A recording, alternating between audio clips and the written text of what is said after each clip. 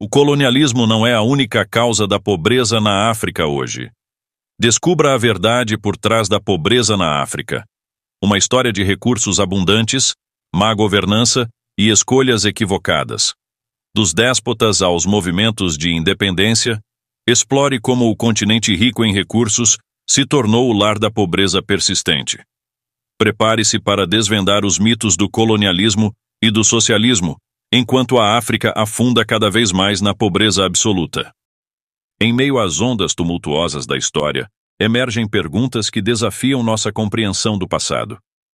Por que alguns africanos escolheram vender seus irmãos e irmãs, cruzando a linha tênue entre a sobrevivência e a traição? Olá, seja bem-vindo ao África Sem Máscara. Nós somos um canal ou perfil sobre a África para os africanos, mas aberto para todos que desejam nos seguir, mesmo que não sejam africanos. Se você gosta desse tipo de conteúdo, já nos siga. Aproveite, curta o vídeo, comente e compartilhe com amigos. Caso tenha interesse em nos seguir em outras plataformas, como YouTube, Facebook, WhatsApp, e ter o nosso contato, o link está no nosso perfil. Este enigma nos leva ao coração das motivações e circunstâncias que moldaram o papel de certos africanos no nefasto comércio de escravos. A ambição de acumular riquezas, a necessidade de expandir territórios e o desejo de ascender ao poder político foram forças poderosas que impulsionaram alguns a participar desse comércio sombrio. Em um mundo onde o poder era frequentemente medido pela capacidade de dominar os inimigos e consolidar alianças, o comércio de escravos oferecia uma rota perversa para alcançar tais fins.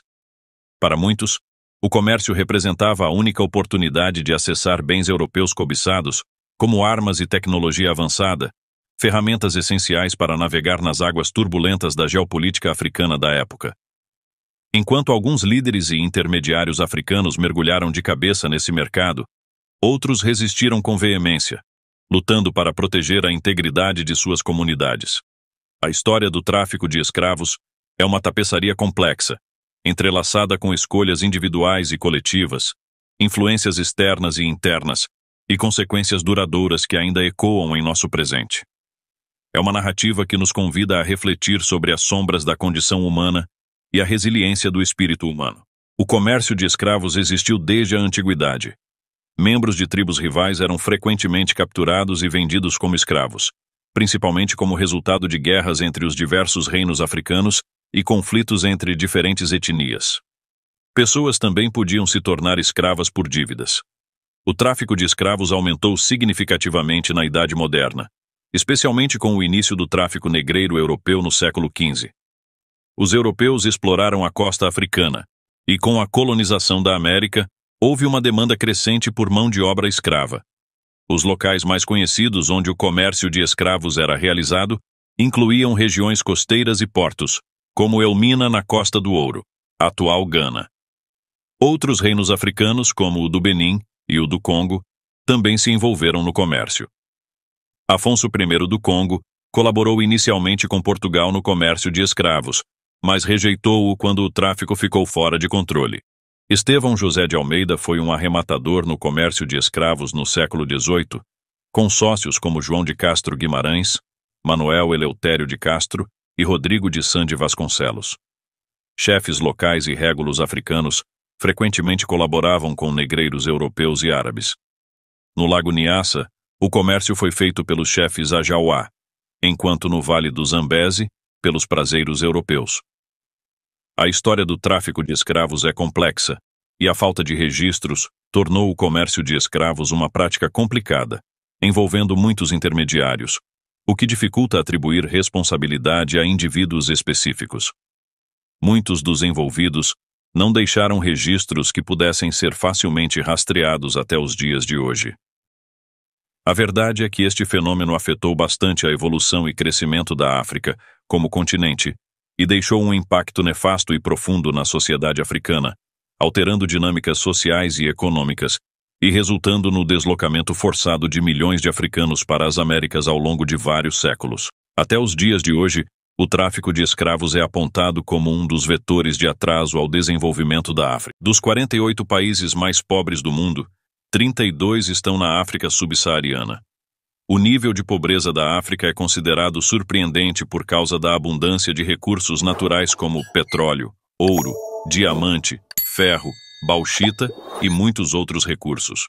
Como os africanos continuam a culpar o colonialismo em si pelo subdesenvolvimento e pobreza da África. Depois de muitas décadas de independência, é muito simplista e insustentável. Não se trata de desconsiderar os efeitos negativos e contínuos do imperialismo, mas de um entendimento de que a África deve assumir a responsabilidade por suas ações. É claro que a colonização foi uma catástrofe para a África. O discurso usado pelos europeus de que a Europa colonizava a África para civilizar o africano se mostrou cínico, para dizer o mínimo.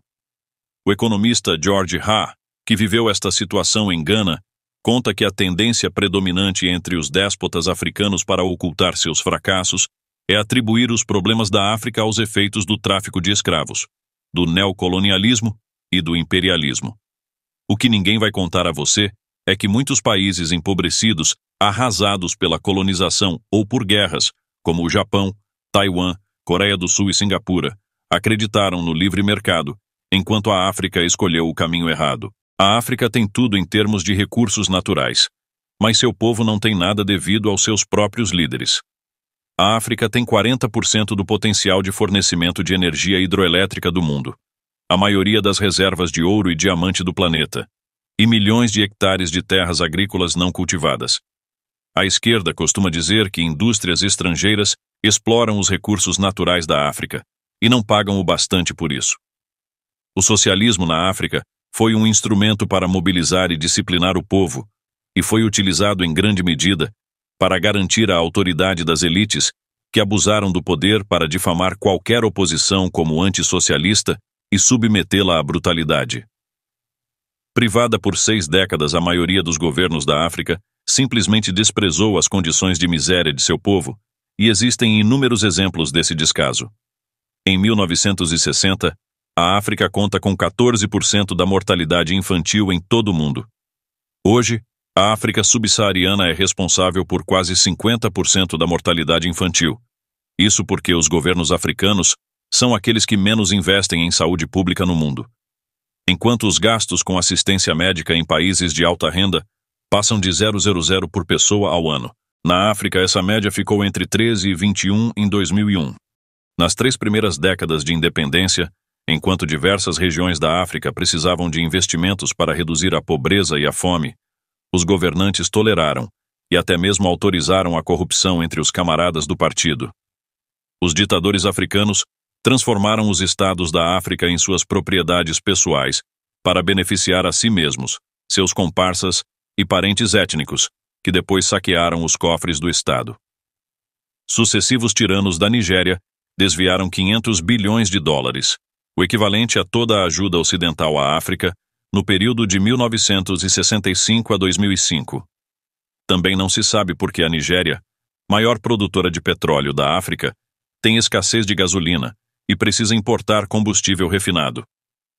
Entre os homens mais ricos da África estão muitos chefes de Estado, seus familiares e ministros. Na década de 60, os líderes diziam: só o socialismo salvará a África. Mas o socialismo que praticavam era um tipo peculiar de socialismo de bancos suíços, no qual o chefe de Estado e seus ministros saqueavam o tesouro do Estado para enviar dinheiro a contas privadas de bancos suíços e outros bancos estrangeiros. Foi nesse cenário que a filha do presidente marxista José Eduardo dos Santos, Isabel dos Santos, se tornou a mulher mais rica da África, com uma fortuna que chegou a 3,7 bilhões de dólares. A lista de práticas corruptas na África é quase interminável. O problema da corrupção na África é que a ajuda externa é um de seus maiores auxiliares.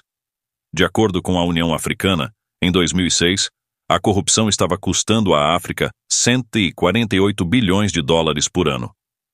Outra evidência de que os governantes africanos são responsáveis diretos pela pobreza em seus países é que nos últimos 50 anos, mais de US$ 1 trilhão em ajuda econômica foram transferidos dos países ricos para a África como parte da ajuda ao desenvolvimento. Em 1965, quando metade dos quase 50 estados da África subsaariana eram independentes, a ajuda financeira de países ricos já havia chegado a pelo menos 950 milhões de dólares. É verdade que o nepotismo, apropriação indevida de recursos públicos e outros tipos de corrupção são generalizados na África e vêm de longa data. A África enfrenta desafios complexos que impedem seu desenvolvimento. Podemos citar a herança colonial, mas sabemos que a África está independente há mais de 40 anos, então isso já não é mais motivo. Instituições fracas que não são autônomas, concentração de poder, dependência de recursos naturais, pobreza, falta de educação, interferência externa e conflitos internos são fatores importantes. Além disso, muitos líderes fazem do Estado uma empresa particular para gerar impérios de riqueza. A legalidade da corrupção nos estados e a falta de punição severa aos infratores facilitam a corrupção entre os líderes, prejudicando o progresso econômico e social. Para superar esses obstáculos, é necessário fortalecer as instituições democráticas, promover a transparência, investir em educação e saúde, diversificar a economia e buscar soluções pacíficas para os conflitos. E a corrupção não é exclusiva da África, é um problema global.